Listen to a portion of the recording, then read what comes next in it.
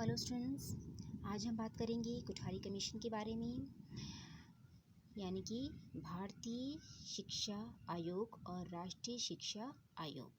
ठीक है, इससे पहले हमने ये दो कमीशन डिस्कस की थी। First one was university education commission, विश्वविद्यालय शिक्षा आयोग, जिसे राधाकृष्णन आयोग के नाम से जाना जाता है, और दूसरा था माध्यमिक शिक्षा आयोग, सेकेंडरी एजुकेशन कमीशन, जिसे मुदालियर आयोग के नाम से जाना जाता है।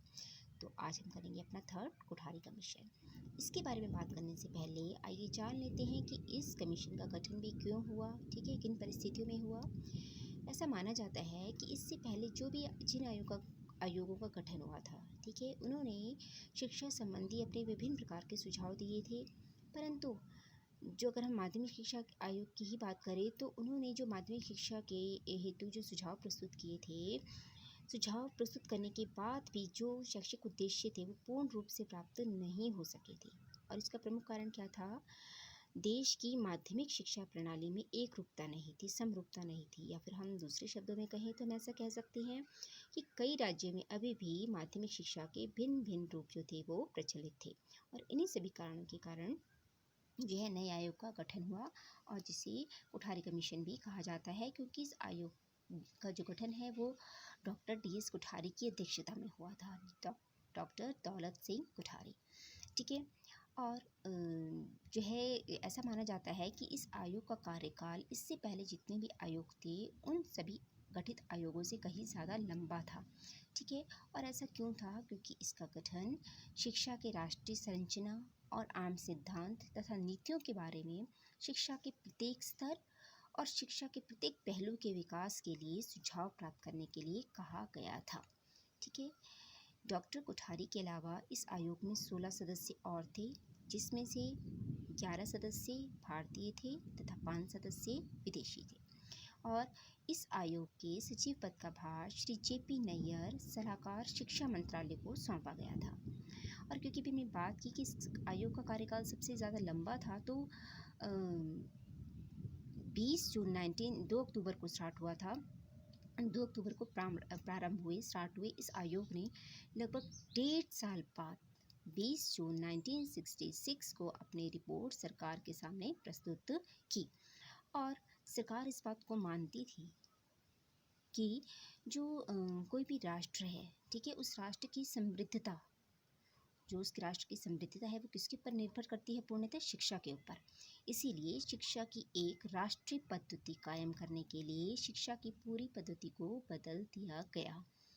ठीक है, मीन्स कि अभी तक इससे पहले जो भी आयोग आए थे उन्होंने इस पॉइंट ऑफ व्यू से नहीं सोचा था।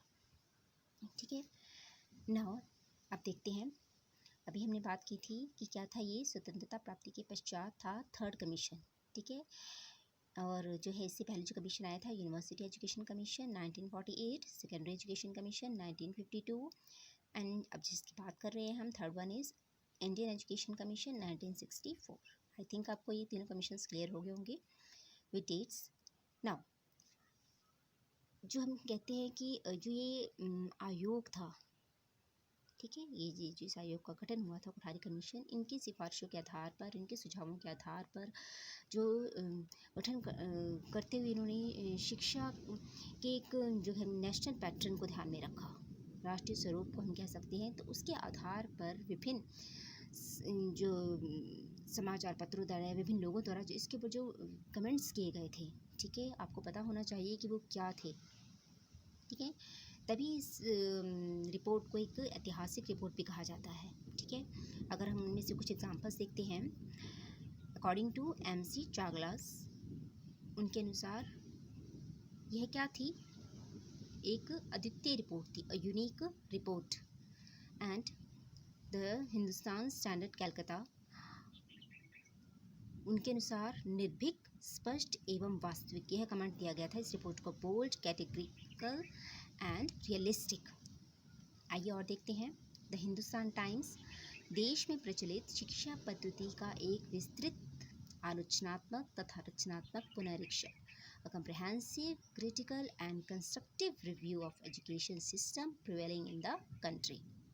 According to the Indian Express, निर्भीक एवं उपयुक्त, bold and pertinent, national solidarity साप्ताहिक, वीकली शिक्षा में क्रांति, रेवोल्यूशन इन एजुकेशन, मीन्स कि इस तरह के जो फेवरेबल कमेंट्स थे वो इस रिपोर्ट को दिए गए थे। तो आप खुद ही मान सकते हैं कि जो रिपोर्ट थी वो अपने आप में कितना महत्व रखती थी।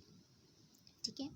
Now the appointment of the education commission of 1964, popularly known as Kothari commission, ये भी हमने जाना था, was a significant even in the history of education in free India. And in 1964, Dr. D.S. Kothari was requested to give advice to the government on the action to be taken for the development of education at all levels, and he submitted a report in 1966. Means कि 1964 में doctor D.S. Kothari को request की गई थी शिक्षा के विकास से संबंधित अपने सुझाव प्रस्तुत करने के लिए, ठीक है, अपनी जो भी एडवाइस थी वो देने के लिए, और एट लास्ट उन्होंने 1966 में अपनी जो रिपोर्ट थी वो सबमिट की थी। ठीक है। नाउ चेयरमैन जो थे साइब के doctor D.S. Kothari, chairman of university grand commission, and the third commission in the post independent India, government resolution setting up in the education commission on July 14, 1964, जब इसमें के लिए आवेदन प्रस्तुत किया गया था, and began its task on October 1964, और इन्होंने अपना जो कार्य था वो स्टार्ट किया था 2 अक्टूबर 1964 को, and submitted its report to the government on 29 June 1966। ठीक है। And report entitled education and national development, इसे ही टाइटल दिया गया था, शिक्षा एवं राष्ट्रीय विकास। 17 members in which 5 foreign experts countries such as USA, UK, USSR, France and Japan। ठीक है, ये थे। नाउ द फीचर्स, ठीक है, इसके क्या क्या फीचर्स थे इसके। It tried to cover every field and aspect of entire educational system, इसने संपूर्ण शिक्षा जो का प्रकर्म था, ठीक है, सिस्टम था, एजुकेशन सिस्टम था, उसके हर एक एस्पेक्ट को, हर एक फील्ड को कवर करने का प्रयास किया। इट्स फर्म बिलीफ, इनका मानना था that education is a most powerful instrument of national development, किसी भी राष्ट्र के विकास में जो शिक्षा है वो बहुत महत्वपूर्ण और एक ताकतवर कह सकते हैं, एक उसरा का इंस्ट्रूमेंट है। ठीक है। The opening sentence of the commission, the destiny of India is being shaped in her classroom, कि किसी भी देश के भाग्य का निर्माण कहाँ होता है, क्लासरूम्स में होता है। ठीक है, ये इस रिपोर्ट का जो ओपनिंग सेंटेंस था। It denotes the value of education that determine the level of prosperity, welfare and future of the country। destiny in the अर्थ की किसी भी मीन्स की शिक्षा क्या मूल्य, ठीक है, और जो भी किसी भी राष्ट्र की खुशहाली, ठीक है, उसका स्तर है, और फ्यूचर ऑफ द कंट्री, किसी भी देश का भविष्य, वो सब किस पे डिपेंड करता है, शिक्षा पे डिपेंड करता है। ठीक है। ना मेजर रिकमेंडेशंस जो उन्होंने दी थी, किस चीज़ से रिलेटेड दी थी उन्होंने, नेशनल ऑब्जेक्टिव्स ऑफ एजुकेशन, शिक्षा के राष्ट्रीय उद्देश्य, नेशनल पैटर्न ऑफ एजुकेशन, शिक्षा की राष्ट्रीय संरचना, और नेशनल करिकुलम, राष्ट्रीय पाठ्यक्रम, ऑन टेक्स्ट बुक्स, पाठ्य पुस्तकें, मेथड ऑफ टीचिंग, शिक्षा पद्धतियाँ, teaching person and teacher status, शिक्षकों के स्तर, टीचर एजुकेशन, शिक्षकों की शिक्षा, गाइडेंस एंड काउंसलिंग, परामर्श एवं मार्गदर्शन, इवैल्यूएशन एंड एग्जामिनेशन, मूल्यांकन एवं परीक्षाएं। तो ये विभिन्न क्षेत्रों से संबंधित उन्होंने सुझाव दिए थे, बट आज हम करेंगे सिर्फ नेशनल ऑब्जेक्टिव्स ऑफ एजुकेशन, उनके अनुसार जो शिक्षा के राष्ट्रीय उद्देश्य हैं वो क्या होने चाहिए। Let us see aims of education. The Commission clearly specified the 5 important aims of education in India. Number 1, education and productivity, जिसका अर्थ है शिक्षा एवं उत्पादकता। ठीक है, आपने हर एक पॉइंट को बहुत ही ध्यान से समझना है। हम फिर से रिपीट करते हैं, हम बात कर रहे हैं आज कि जो उनके अनुसार, आयोग के अनुसार शिक्षा के विभिन्न उद्देश्य थे। ठीक है, इनका मानना था science education as an integral part of school course, कि जो साइंस एजुकेशन है, विज्ञान की शिक्षा है, उसे कोर्स में एक अभिन्न अंग बनाया जाए, महत्वपूर्ण अंग के रूप में उसे जोड़ा जाए शिक्षा में। Work experience as an important aspect of general education, और सामान्य जो कार्य अनुभव है उसे सामान्य शिक्षा के साथ उसके महत्वपूर्ण पक्ष के रूप में देखा जाए। ठीक है, उसका ज्ञान भी दिया जाए कार्य अनुभव का सामान्य शिक्षा के साथ। Vocational education specially at the secondary school, व्यावसायिक शिक्षा दी जाए, खासकर जो है सेकेंडरी स्कूल स्टेज पर, to meet the needs of industry, जिसके कारण जो औद्योगिक क्षेत्र हैं उनकी आवश्यकताओं की पूर्ति हो सके, कृषि क्षेत्र की, कॉमर्स, वाणिज्य विभाग की। ठीक है। Improvement of scientific and technical education, research eight university stage, और विश्वविद्यालय स्तर पर उन्होंने साइंटिफिक और टेक्निकल एजुकेशन में सुधार के लिए भी सुझाव प्रस्तुत किया था। सेकेंड आपका है social and national integration. According to commission, common school system, social service, NSS, NCC, teaching languages, literature, philosophy and history of India would go a long way in promoting national integration। उनका मानना था कि यदि शिक्षा प्रणाली को सामान्य रूप से राष्ट्रीय विकास का एक शक्तिशाली साधन बनाया जाए, ठीक है, तो जो है नेशनल इंटीग्रेशन में ये क्या हो सकती है, एक बहुत ही सहायक भूमिका है वो निभा सकती है। जब यहाँ पर एग्जांपल देख रहे होंगे NSNCC, उनका मानना था कि सामान्य शिक्षा के साथ साथ जो राष्ट्रीय सेवा, राष्ट्रीय सामाजिक सेवा है, उन प्रशिक्षण को भी जोड़ना चाहिए, ठीक है, तभी भावी जीवन में विद्यार्थी जो हैं देश सेवा के लिए तैयार हो सकते हैं। और उनका जो लक्ष्य प्राप्ति है मीन्स की स्कूल प्रणाली के साथ ही इन विषयों को जोड़ा जाना चाहिए, ठीक है।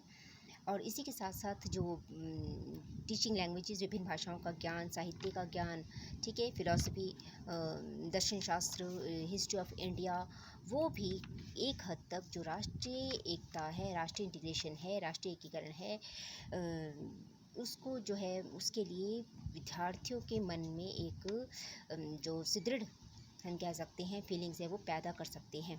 और ये जो चीज़ है वो बाद में जाकर डेवलप नहीं हो सकती है, तो इन मूल्यों को उनके अनुसार स्टार्टिंग से ही, स्कूल स्टेज से ही विद्यार्थियों में विकसित किया जाना चाहिए। तो उनके अनुसार जो था सोशल एंड नेशनल इंटीग्रेशन के लिए जो विदेश सेवा से रिलेटेड जो भी प्रशिक्षण है वो एजुकेशन में ऐड किए जाने चाहिए, ठीक है। Third one is education and moderation. इसका अर्थ है शिक्षा एवं आधुनिकता। हम सभी जानते हैं कि जो शिक्षा है उसका आधुनिकीकरण के साथ चलना अनिवार्य है। आधुनिकीकरण मीन्स कि जो सामाजिक परिवर्तन है वो बहुत जल्दी होते हैं, ठीक है, और अगर शिक्षा जो इस आधुनिकता के साथ नहीं चलेगी तो कहीं ना कहीं जो है देश की प्रगति में बाधा आती है, विद्यार्थियों के विकास में बाधा आती है, देश के विकास में बाधा आती है। तो जिस तरह से नेशनल चेंजेस होते रहते हैं, सोशल चेंजेस होते रहते हैं, वैसे ही शिक्षा को भी अपने आप को अपडेट करना पड़ता है, ठीक है, because outdated education can't be more beneficial for the students and also for the development of a country। जो outdated education है वो कहीं ना कहीं देश के विकास में भी बाधा पड़ती है।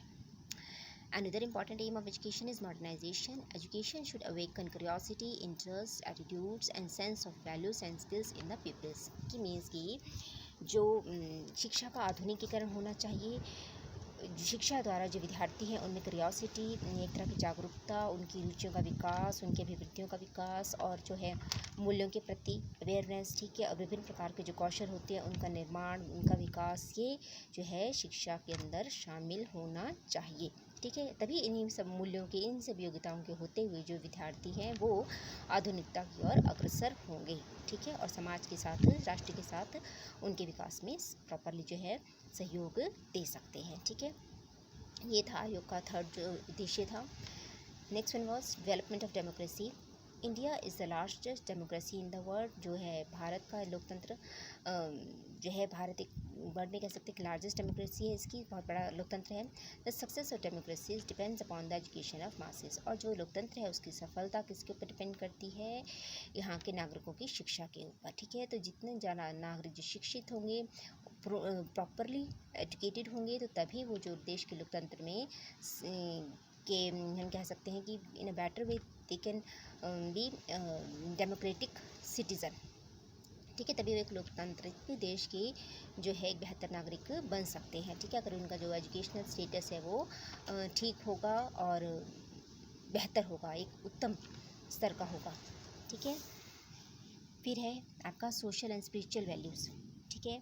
इसके अनुसार जो है education system should emphasize the development of fundamental social, moral and spiritual values. उनका मानना था कि शिक्षा में जो है, शिक्षा के साथ साथ जो सामाजिक, धार्मिक, नैतिक मूल्य हैं उनको भी जोड़ना चाहिए, ठीक है। और इसके लिए जो है साथ ही साथ उन्होंने ये भी बोला था कि जो टाइम टेबल है उसमें इन विषयों के लिए भी है एक जो है फिक्स पाठ्यक्रम में तो सम्मिलित होने ही चाहिए, साथ ही साथ इनको जो टाइम टेबल है उनमें भी जो है उचित स्थान मिलना चाहिए, क्योंकि विद्यार्थियों के लिए आवश्यक है कि जब भी हमने कहा कि इस रिपोर्ट में सभी जो शिक्षा के क्षेत्र हैं, सभी पहलू हैं, उनके विकास से संबंधित सुझाव दिए थे। तो इस आयोग के अनुसार कहीं न कहीं विद्यार्थियों के भौतिक ज्ञान के साथ-साथ उनका जो है मॉरल पॉइंट ऑफ व्यू से, ठीक है, वैसे भी वो क्या होने चाहिए, स्ट्रांग होनी चाहिए, और उन्हें हर चीज़ के बारे में नॉलेज होनी चाहिए, ठीक है, तभी वो एक देश के सभ्य नागरिक बन सकेंगे। तो उनके अनुसार जो था, जो मॉरल एजुकेशन है, स्पिरिचुअल एजुकेशन है, इसको भी पाठ्यक्रम में प्रॉपरली जो है उचित स्थान मिलना चाहिए। तो ये भी उनके अनुसार इसका एक महत्वपूर्ण उद्देश्य था। तो अभी हमने जो इसके उद्देश्य डिस्कस किए, फिर से एक बार फिर देख लेते हैं, हम लोग रिपीट कर लेते हैं।